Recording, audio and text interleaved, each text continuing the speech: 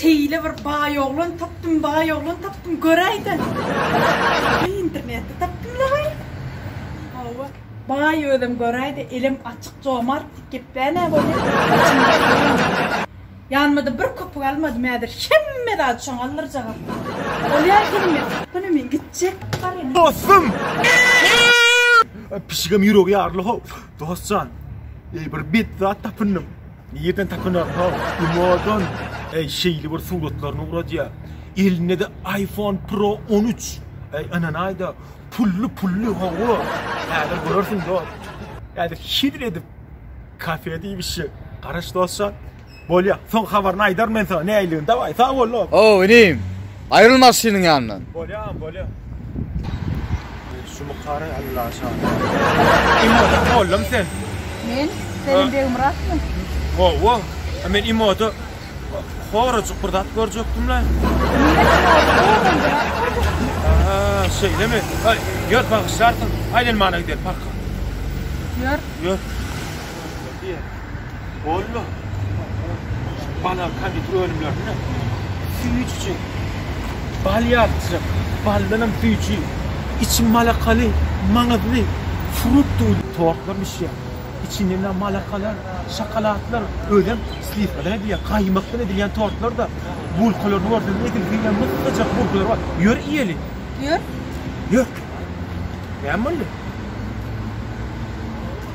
oğlum Yönümün yanı çok kayıtmadı mı? Ziyan yok oğlum içindeki bulkular varsa sıyırcağı şu an. Vah! Onun içinde mağazcık var tortların içinde.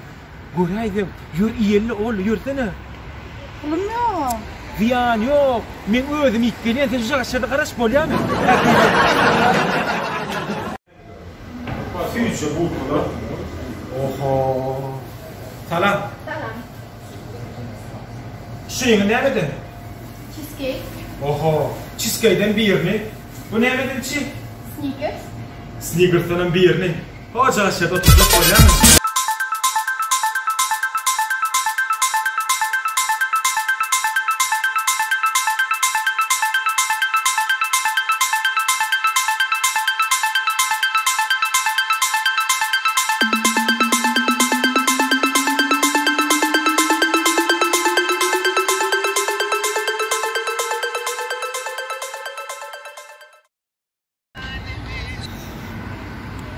Alo?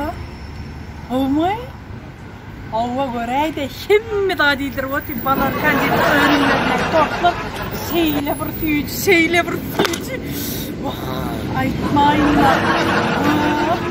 Sana da maslahat veriyen gel imen. Şeyle bir comardı ki ne?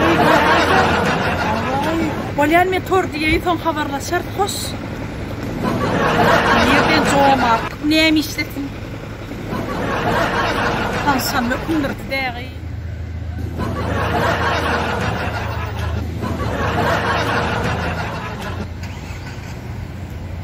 Allah.